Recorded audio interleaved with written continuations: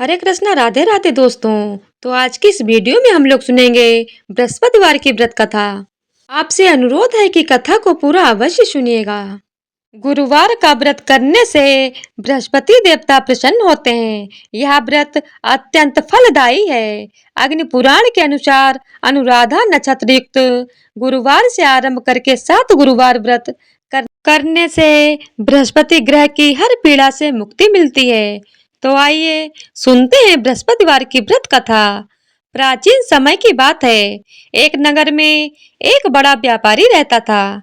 वह जहाजों में माल लदवाकर दूसरे देशों में भेजा करता था।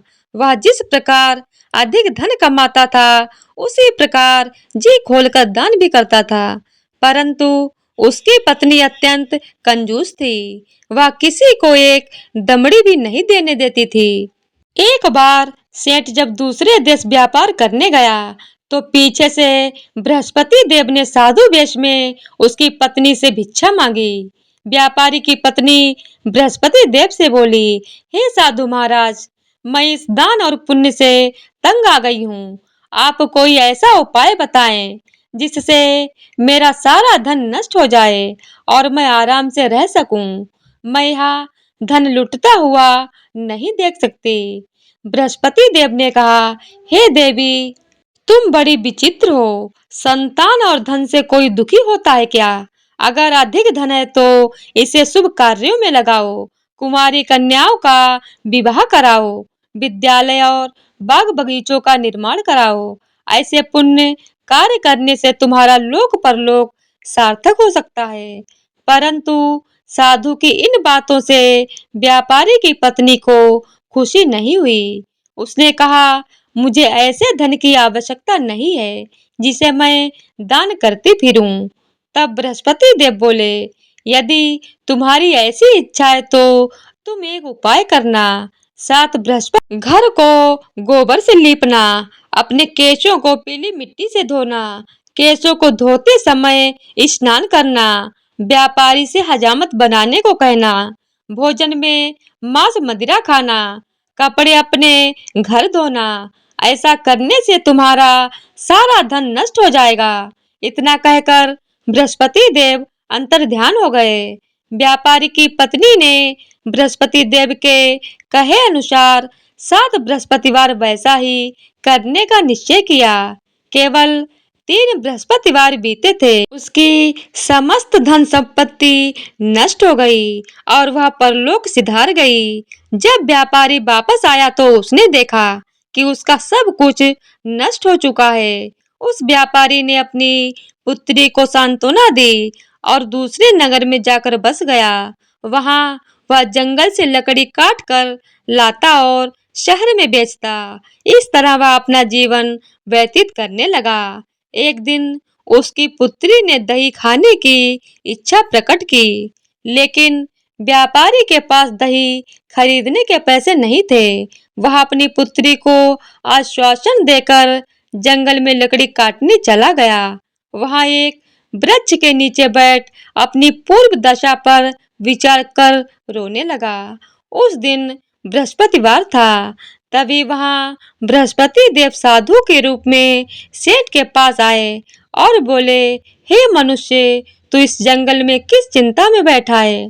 तब व्यापारी बोला, हे महाराज, आप सब कुछ जानते हैं। इतना कहकर व्यापारी अपनी कहानी सुनाकर रो पड़ा।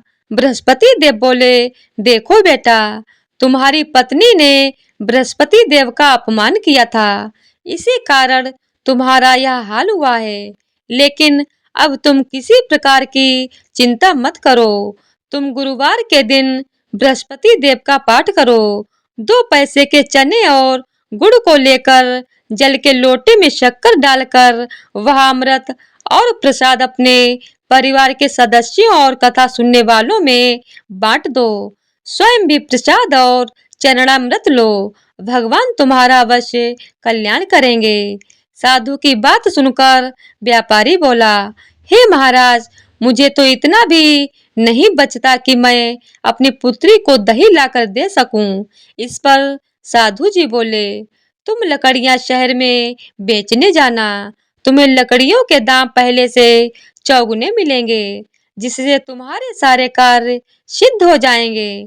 उसने लकड़ियां काटी और शहर में बेचने के लिए चल पड़ा। उसकी लकड़ियां अच्छे दाम में बिक गईं, जिससे उसने अपनी पुत्री के लिए दही लिया और गुरुवार की कथा हेतु चना गुड़ लेकर कथा की और प्रसाद बांटकर स्वयं भी खाया।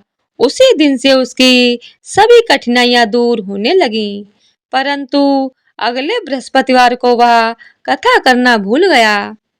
अगले दिन वहां के राजा ने एक बड़े यज्ञ का आयोजन कर पूरे नगर के लोगों के लिए भोजन का आयोजन किया।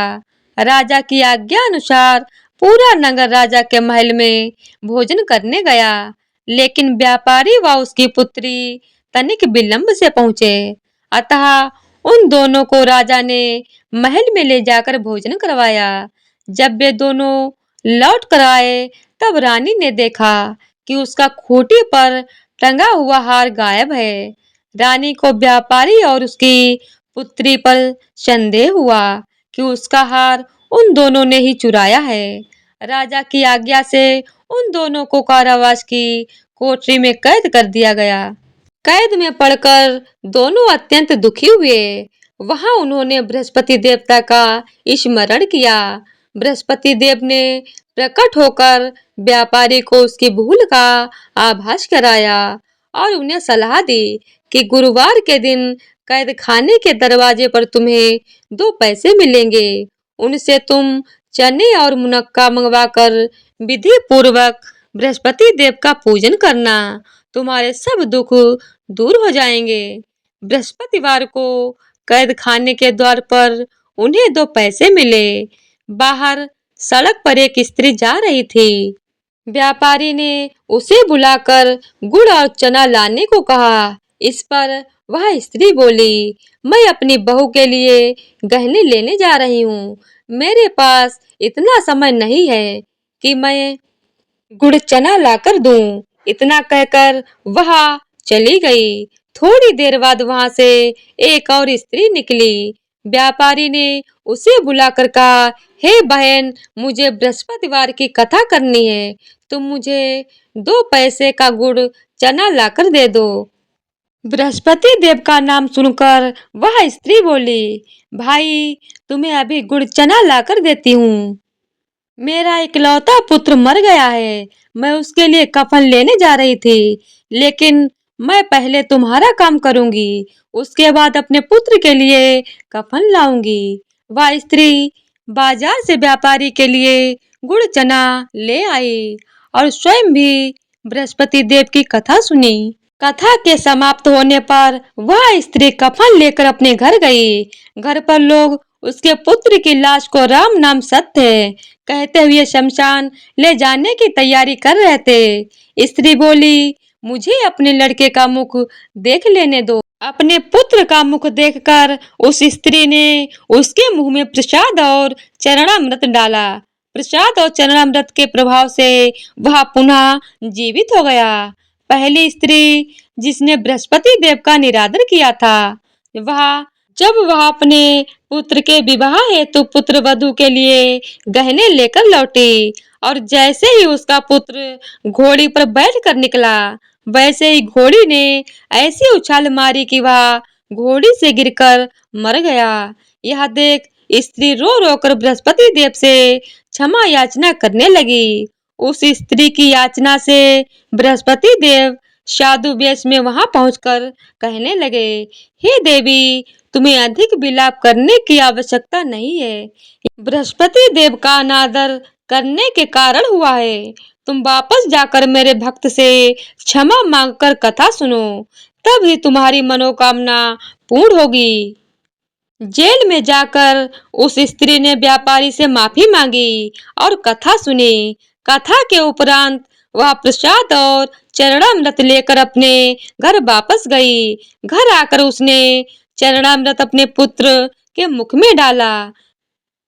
चरणामृत के प्रभाव से उसका पुत्र भी जीवित हो उठा। उसी रात बृहस्पति देव राजा के सपने में आए और बोले, हे राजन, तूने जिस व्यापारी और उसके पुत्री को जेल में कैद कर रखा है वह बिल्कुल निर्दोष है। तुम्हारी रानी का हार वहीं खूंटी पर टंगा है। दिन निकला निकला तो राजा रानी ने हार खूंटी पर लटका हुआ देखा। राजा ने उस व्यापारी और उसकी पुत्री को रिहा कर दिया और उन्हें आधा राज्य देकर उसकी पुत्री का विवाह उच्च कुल में करवाकर दहेज में हीरे जवाहरात दिए। तो इसी तरह से बृहस्पतिवार व्रत कथा संपूर्ण होती है। बोलिए बृहस्पति देव की जय हो। तो आइए अब बृहस्पति देव की आरती करते हैं। ओम जय बृहस्पति देवा। ओम जय बृहस्पति देवा। छिन्न छिन्न भोग लगाऊं कदली फल मेवा। ओम जय बृहस्पति देवा। तुम पूर्ण परमात्मा तुम अंतर्यामी जगत पिता जगदीश्वर तुम सबके स्वामी। ओम जय बृहस्पति देवा। चरणामृत निज निर्मल सब पातक हरता सकल मनोरथ दायक कृपा करो भरता। ओम जय बृहस्पति देवा।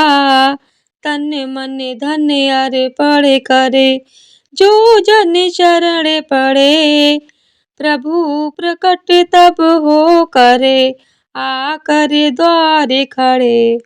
ओम जय बृहस्पति देवा।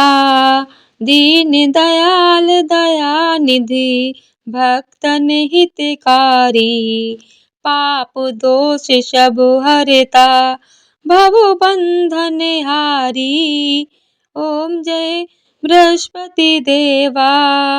सकल मनोरथ दायक सब संशय तारो विषय विकार मिटाओ संतन सुखकारी। ओम जय बृहस्पति देवा। जो कोई आरती तेरी प्रेम सहित गावे ज्येष्ठानंद बंद सो निश्चय पावे। ओम जय बृहस्पति देवा। बोलिए बृहस्पति देव की जय हो। ओम नमो भगवते वासुदेवाय नमः। तो आज की वीडियो अगर आप लोगों को पसंद आई हो तो वीडियो को लाइक शेयर और चैनल को सब्सक्राइब कर दीजिएगा। धन्यवाद।